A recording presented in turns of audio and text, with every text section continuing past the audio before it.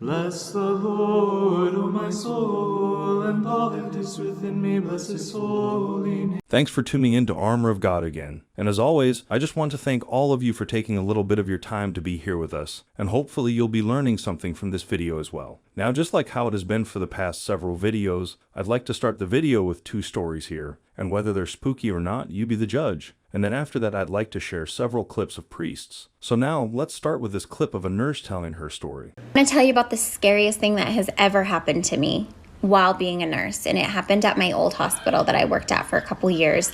And I had a patient one day. She had cirrhosis of the liver, so she was terminal, and she passed away in just a really terrible way. I went home, got a few hours of sleep, went back to work, and I was doing my first morning patient rounds at 5:30 a.m. I had a patient at the end of the hall, and it just happened to be just across the way from the patient who had passed away the night before. And as I'm walking out of this patient's room after checking on him, I kind of glance over into her room, and it was completely empty, you know, because we had cleaned out all of her belongings. But I saw my charge nurse standing at her window, and she was looking very intently out the window at something. And I'm like, what are you doing? You know, I said she was in there. I could see her silhouette. So it was really dark, and the sun was just starting to come up enough for me to see the silhouette of her body. And I'm like, what are you doing in here? And she slowly like turns her body, and she looks at me and doesn't say anything. So I'm like, okay, weirdo, you're like starting to freak me out. Seriously, why are you in here? You know, and I flipped the light switch on, and as soon as the lights came on, no one was there. Or what about this one who's working at a nursing home? Perhaps some of you who are in the same field as this person here can probably relate. Please do share your stories as well, if you don't mind sharing them with the rest of us. So this one takes place after COVID, like 2020, 2021. It's got to be 2020 because I hadn't had my daughter yet. But again, working for the CNA agency that I talked about working for before, they had sent me to this new facility that I had never been to. This night I was doing 3 to 11. I had learned my lesson by that 11 to 7, baby. I learned to leave that where that's at. But I get there at 3, I'm doing my rounds, I'm taking care of everybody like I'm supposed to be taking care of them. I'm getting ready for dinner. I think dinner was around 6. And then pretty much after 6, they told me that the shift was pretty much easy after that because everybody went to bed and they would sleep. What I didn't know about this facility is actually it was a 2-story facility. So they had like a first floor and a second floor. This was something coming from a small town. I did not know they had no 2-floor nursing home facilities. So since I had patients at the end of the first hall, I also had patients upstairs because you just had like 11, 12, 13, 14, and then 16 and 17 or whatever was upstairs. So I had to go upstairs. Good thing was that they did have elevators, so I didn't have to walk up and down the stairs pregnant or nothing like that. So I go upstairs to meet my resident. It's this sweet older man. We talk for a little bit. Everything's good. I told him if he needs anything, hit his call light, and I would be right upstairs to check on him and make sure that he's okay. He told me that he was fine, to turn off the lights, and he was going to go to bed. This resident was in like room 7. That means that the room in the floor under him would have been like room 14 or something like that. This resident was a woman, and I went in to check on her and make sure she was okay too. She said she was fine, but the only complaint that she had was that it sounded like somebody was scratching on her ceiling. So immediately I'm like, okay, if somebody's scratching on your ceiling, that means they're scratching on the resident upstairs. Something has to be scratching on his floor. So I go upstairs to make sure he's okay and he's not out of bed or anything, because I just talked to him and he said he was going to sleep. I cut the lights off. He hasn't hit a call light or anything. I go in there, he's completely knocked out in his bed. When I come in, he wakes up and I ask him, I say, hey, do you know anything about any scratching noises or anything like that? The resident downstairs says that she can hear scratching. He said, it's actually funny that you say that because I've been hearing scratching come from the wardrobe closet in the corner over there. Now, I don't know if y'all know what I'm talking about, but it was like one of the big like wooden wardrobe closets with the 2 doors, and that's what every resident had their clothes in. They didn't have like closets or anything like that at this facility. Everybody had a big wooden wardrobe closet. So I said, that's weird. At this point, he had his little side table lamp on. I went and cut the big light on, and I went to open the wardrobe closet and see if something was in the wardrobe closet. But before I did that, someone was like, Brittany, you should probably call somebody in here. So I go and grab the nurse outside in the med cart, and I'm like, hey, I know this is weird, this is a situation, but just come in here with me and make sure everything's okay. We open the wardrobe closet, and I kid you not, there are scratch marks, deep scratch marks, all in the bottom of this wardrobe closet. Now, it's important to add that this wardrobe closet was not big enough for a person to just go in and stand in. The only way somebody would be able to fit in the bottom of this wardrobe closet were to be half hanging out, scratching on the floor, or bent over, scratching, kind of like a cat type of thing.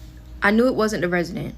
The resident was bedbound for the most part. He is not getting out of that bed. So who is scratching this wardrobe closet? Okay, we go downstairs, we call security, we get them to check the hallway cameras. Nobody is in the camera or on the camera coming down the hall going into his room. He's not leaving his room. Again, he's bedbound. He's not getting out of that bed. But those claw marks were not anything that a human could have done. With even if they did have long fingers, those were like cat claw marks, like cat, dog, some type of animal claw marks. So we get downstairs and we get back to the nursing station after we checked in with security, and security is left. Where the nursing station is, there's an elevator. That is the same elevator I just took to go upstairs. That is the only elevator to get upstairs, the only way to get upstairs. We're sitting here talking about the situation that just happened, me and this nurse Jackie, and we're watching the elevator go from second floor to first floor to the bottom level of which was under the first floor, the garage or something like that. Open, close, and do it all over again. So this door is acting or opening like somebody's on the elevator pushing a button and somebody's walking off the elevator. Didn't do this the whole night until we went upstairs to investigate the scratching noise. And y'all know what I did. I switched the patient and switched the facility. Get somebody else to do it. And we have just listened to the two nurses' stories. So what about this time I share with you this clip of Father Dennis instead? I know I shared this clip before with you just because we're already on the subject. It's something that gives us more understanding into what's happened to the two nurses earlier. Please listen to this. It's a good question, and it's something that I have faced in a few cases in the U.S. It depends whether what caused the infestation of demons was related to the land or it was related to the structure built on the land.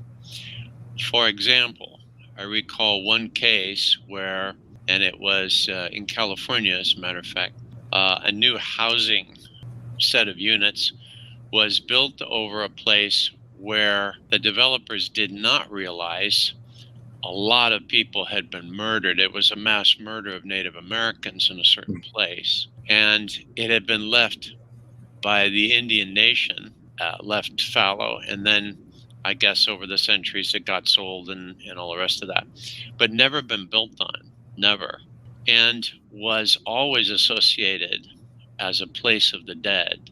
So a new house was built nearby on this land, and a family that had been so excited about their beautiful new home, one night, getting all the kids to bed, the mom goes out into the kitchen and she sees three people all dressed as Native Americans just standing there looking at her.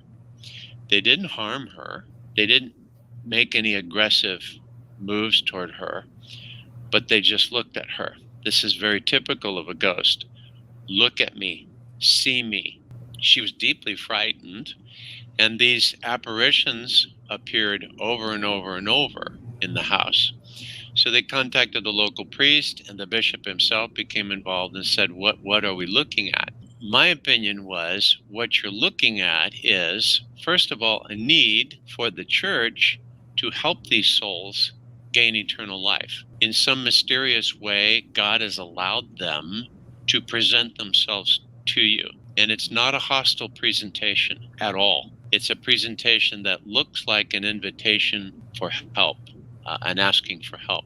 So the bishop had the local priests bless these houses that had gone up, but also talked to the developer and said, stop, okay, stop. I don't care whose cemetery it is and what religion or background or who's involved. The Catholic Church always respects and loves the dead, and we do not disturb the burial places of others, whether they're in our religion or not. If anything, as a way of preaching the gospel and bringing the message of Christ even to the dead, as Augustine tells us, is that he would be approached by souls of the dead who would say, Father Augustine, we were catechumens when we died or wanted to be. Can you help us profess the name of Jesus Christ so that we may enter paradise? Augustine would have this catechumenate of the dead. He'd help anybody on any terms get to paradise. That's what we should do. But we should not be defiling places of burial. We should not have our hand in the disruption of cemeteries or sacred human remains ever. You know, when a structure is built on top of a place where the dead are, occasionally God allows the dead to present themselves, and it's part of their mysterious process of redemption. But very often, what I have found is that an infestation of demons has to do with the structure. It's about inviting demons into a place and dedicating the place to demonic acts, satanic worship, and the occult. Now, if that structure is destroyed, most of the time, that's the end of it, most of the time. If the land, however, was dedicated to demons by some kind of blood sacrifice, then you have a more profound problem. A priest can be called to a place that seems to have both phenomenon present. There were demonic things done in the place at one point, and also there's a soul or two of the faithful departed from somebody who died there. And it's interesting to see that these two do not mix. And when a priest goes into what we call a mixed field, he is there for a specific purpose. He is there to help the soul of the faithful departed go off to eternal life. And he is not there, unless the bishop has asked him to be, he's not there to exorcise the place and deal with demons. That's a different request. Demons and ghosts do not mix. Why? Because the ghost, as a soul of the faithful departed, is in the state of purgatory, already on their way to redemption, free and safe from hell and damnation. Whereas demons are basically looking for other humans to bring into their circle of association. That's a different matter, okay? So if I'm sent into a mixed field, like the Good Shepherd, I'm coming for just one little lamb, okay? And I'm gonna pull this lamb out of the thicket, put him around my neck, and leave. And if the bishop says, Father Dennis, there's more there, I want you to deal with this or this, that's what I do. But I'm careful that the spiritual needs I'm dealing with here don't get tangled, huh? They don't get mixed up. There's not ambiguity. We keep clarity with the way the church addresses these things.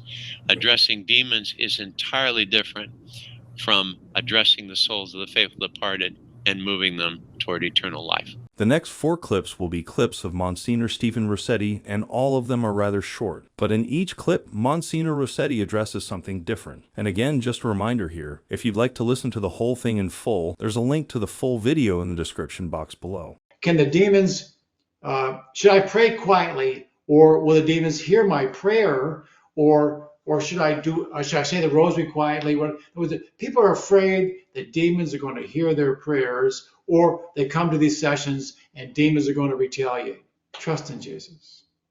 People say, well, if you say this prayer out loud, the demons are going to hear you. My response is, demons are dust. I don't care if demons hear my prayer. I don't care what they think. I don't care what they do. I care what Jesus thinks. When I say a prayer out loud, Jesus hears it. The God hears it. I don't care what the demons think. Stop worrying about demons. They're dust. Worry about Jesus. Focus on Jesus. Trust in him. You got this. Jesus got this. Will I suffer in life? Sure you will. But Jesus triumphs. So don't worry about demons. Don't worry about what they think, what they're doing, why they respond. But yep, they're dust. Trust in Jesus. And regarding the Kundalini Yoga, I've shared a clip of Father Rehill talking about it several months ago. And I'm glad Msgr Rossetti also talked a little bit about it before.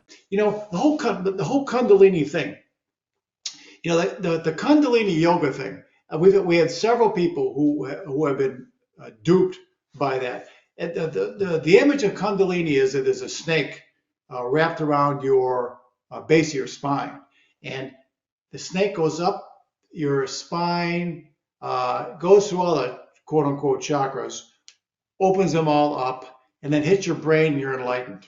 And my response to that is, what part of a snake wrapped around your spine did you think was a good idea? People, there's a reason why a snake is, I mean, maybe you like snakes, but there's a reason why, that we don't, the snake is the image of Satan in the garden, the python spirit, whatever. So that whole Kundalini Yoga thing, stay away from it. We've had some very bad, the whole yoga Kundalini thing, you're asking for big trouble, big trouble. By the way, while putting this video together, I came across this Japanese app. Apparently, there's a Japanese parenting app that has demon call your phone and scold your misbehaving kids. How it works is, parents in Japan who are at their wits' end with their kids can now call in help from a demon. The app, which is called Phone Call from a Demon, is a parenting app in which you can have a demon call your phone and scold your kids for their bad behavior. And the scolding scenarios are such as kids who don't listen to their parents, kids who won't go to bed, kids who don't eat their food, kids who fight with their siblings, and kids who don't keep their promises. Anyway, I thought I'd share that because there are people from South Korea and Japan watching the videos here, and I hope you know that we shouldn't be using this kind of app. ご飯食べないんですか? お子さんに電話しましょうか? And now for the next clip, it will be this clip of Msgr Rossetti talking about tattoo. Talking about tattoos. If we had a woman who had just a little rose, and she was possessed though, and we threw holy water on that little tattoo of the rose, the demons howled. It took us a month to decommission that tattoo. Why? Because she sadly in her previous life, she's changed now, she's repented, and she's living a nice holy life. Just talked to her recently, she's doing great. But she was living a sexually profligate life, and that rose was a symbol of that, and so it was a portal, even though it was just a little rose. So obviously, if you have a symbol of a demon or a symbol that is connected to something evil, yeah, it will be a demonic portal. Now, sometimes people ask me, well, what about I get a big tattoo of a Blessed Virgin Mary on my shoulder? I don't recommend you do it, frankly. If you want to do something to a Blessed Mother, I wear the miraculous medal around my neck. Wear a medal around your neck, wear the scapular, whatever. You don't need tattoos of Jesus or Mary. If you got some concerns, if you got some tattoos, there's a nice little prayer we have on, again, our app and website, and how to decommission tattoos, and then just throw some holy water on it. And the last clip of Msgr Rossetti is about casting out demons from our pets. I think it's a rather interesting question, so I hope you'll find this one helpful as well. Can we cast demons out of pets? That's interesting. Well, first of all, it might sound funny, but it's not actually. Jesus cast the demons into the pigs. Remember, it's in the scriptures, in the Bible. Jesus did it. So yeah, it can happen. And actually, we had a cat we thought had a demon in it. We prayed over it and it left. You look at his eyes and went, whoa. So yeah, animals can have demons, but don't send them to us. You can take care of it. If it's your cat or your dog, just say a prayer. In Jesus' name, I cast the demon out of my dog and cat. You own the dog and the cat. You have authority over dog and cat. Cast out the demons. And the last 3 clips that I'd like to share here with all of you will be of Father Joseph Iannuzzi. Now, if you notice, I don't really share long clips of Father Iannuzzi on this channel anymore because I decided, since there's just too much that I want to share when it comes to what Father Iannuzzi shared and talked about before, I decided to make use of one other channel that we have, Everything Catholic, for that very purpose. And even my future interviews with him, I'll be sharing them there on that channel as well, so that by doing it this way, everything is much more organized. But I'll still be sharing clips of him here from time to time, and we'll start with this one. Now, in us, there is a sort of split personality in all of us, because we have within us a war between good and evil. There was Plato who once wrote that the evil spirits that torment us and the good spirits that encourage us are sort of like a chariot holding 2 reins of 2 horses. One is pulling and one is heeling. And the charioteer has to be clever in balancing the 2. If he pulls back too much on one horse and releases the other, he gets thrown off the chariot. So he said, Plato, similarly, we are at war with two forces within us, good and evil. St. Paul says in his letter to the Romans that who will free me from this body of mine? Because within me, I have this law of good that I wish to do and the law of bad that I do not wish to do. This is in Romans 7:24. He says, oh, what a wretched man that I am. And the next clip will be a little bit on the souls in purgatory. Now, how can a soul contain anything created when the soul is immaterial? How can it contain the created acts of material things, right? I would answer that question by asking you a question. Jesus did this, by the way, and served with the Jesuits. There's a joke. When I was in Rome, I studied at the Gregorian, and the joke was a Dominican from the Anglican University, Angelicum, went to the Gregorian and asked a Jesuit, Father, is it true that you Jesuits answer a question with another question? He said, who told you that? Well, Jesus asked the Pharisees, if you recall, when they asked him, by what authority do you do these things? He said, I will answer you if you answer my question. Did John the Baptist come in the name of God or by his own authority? And they didn't answer Jesus. So Jesus didn't answer them. So, back to my question to you. I will answer that question with another question. When we sprinkle holy water, right, for the souls in purgatory on the ground, this is a pious traditional practice of many Catholics and Christians. They put their hand when they entered the church into the holy water, they bless themselves, and they sprinkle a little on the ground. How does that material water influence the immaterial souls in purgatory? Well, you see the connection? Souls that are immaterial, or bodies that are material in the ground, that have died and their souls are in purgatory, can be influenced by immaterial things or material things. Material blessed water can influence an immaterial soul in purgatory. Or an immaterial blessing of a priest or an exorcism can influence a physical body that's possessed. You see the connection? Similarly, the soul has the capacity, even though it's immaterial, to contain the material order. God, in the beginning, did not create any separation between the two before original sin. The separation came after original sin. That is, the separation between matter and non-matter, or physical and metaphysical. They were coalesced in the beginning. They were one. Yes, they were different, but they were not separated. They were distinct without being separated, just like the Trinity. Three distinct persons, but they're inseparable. Just like the body and blood of Christ. They're different, but yet they're inseparable. And the last clip that I'd like to share here will be about the animals and heaven. Please listen to this. Someone asked me once, Father, do animals go to heaven, or to hell, or to purgatory? Now, there's no official teaching of the church on this, but there is a teaching from the church. It's not magisterial, but it's from the writings of some doctors and fathers. And that is that, and I'll mention one, Thomas Aquinas, of 13th century theologian, who taught that only rational creatures go on to their eternal reward. I'm paraphrasing his words, but that's in essence his teaching. However, his contemporary Bonaventure stated that everything we experience in this life, we will experience in the next and even more. Does that not include animals? Now, it is my theological opinion, not church teaching, that there are animals in the next life. The question is, where? Remember, heaven is not one static place. It's not one big auditorium. Heaven is a series of dimensions, of spiritual realities and places that encompass the whole cosmos and beyond. There's no limit to heaven.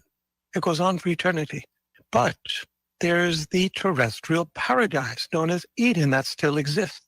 And that is part of heaven. It's the material component, you may say, to heaven. And there are probably material components to heaven as well. We know that Jesus' body was physically taken up, as well as Mary's, as well as Enoch's, Elijah, right? So where are they, these bodies? There must be a physical modality of existence in that immaterial place we call the heavens, where these bodies are, as well as where the animals are that are in Eden.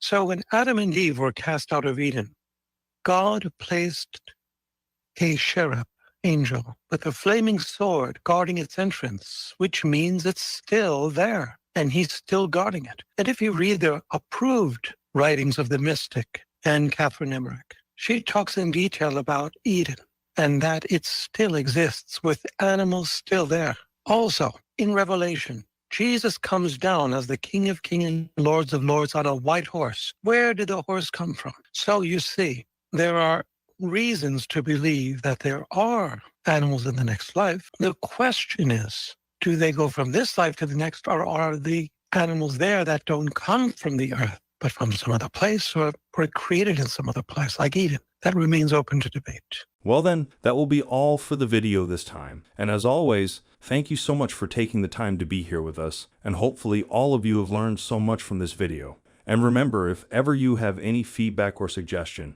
please let us know in the comments below. Anyway, if you like what we do and you'd like to support us, I left a link to our PayPal donation in the description box below, and from the bottom of my heart, thank you so much for your continuous support, contributions, and prayers. And until the next one, thanks again for watching, and may God bless you.